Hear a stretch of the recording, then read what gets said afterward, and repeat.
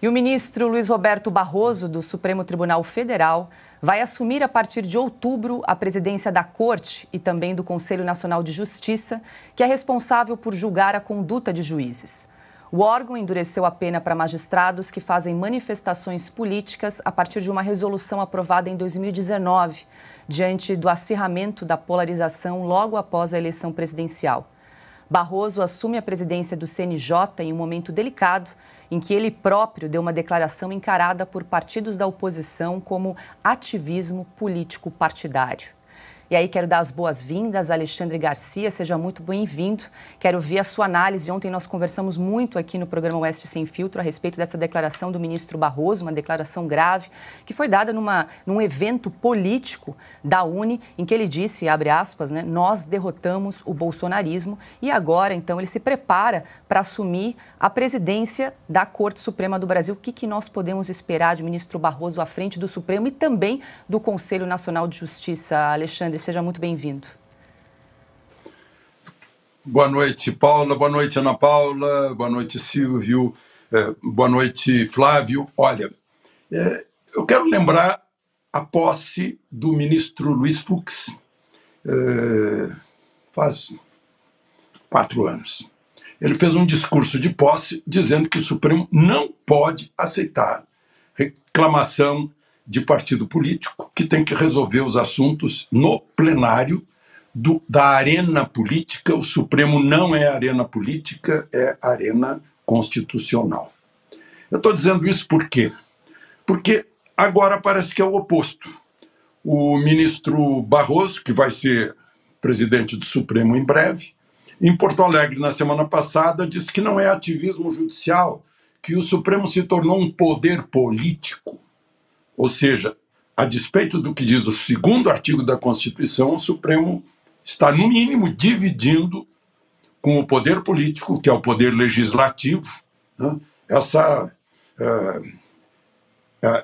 essa função de exercer a política.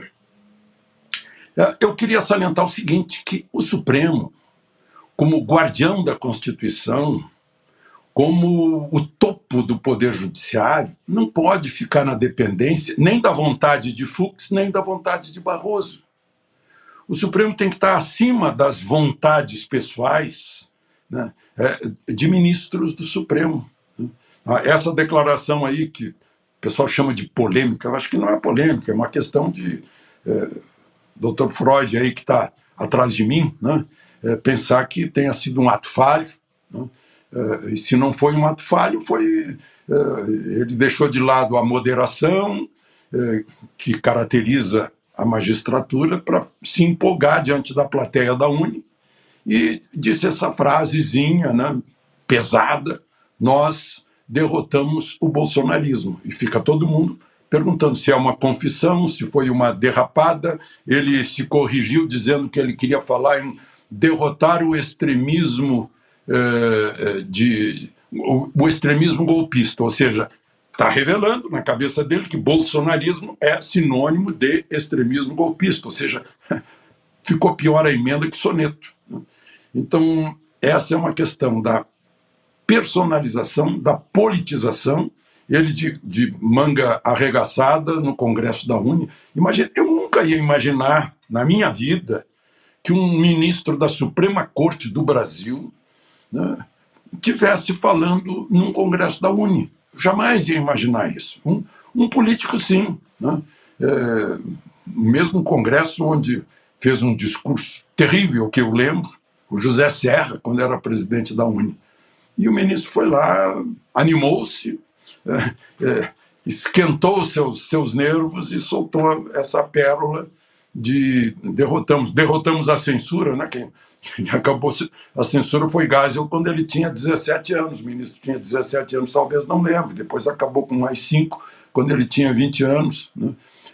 Mas nós derrotamos o bolsonarismo. Nós quem? Nós, ministros do TSE, nós, ministros do Supremo, nós o quê? O Supremo pôs uma nota dizendo que ele falou em nome pessoal. Não dá mais, isso não se separa, essa é uma velha fórmula, falou pelo nome pessoal. Enfim, desculpe, eu estou me alongando nesse assunto, porque eu acho que esse assunto é muito grave.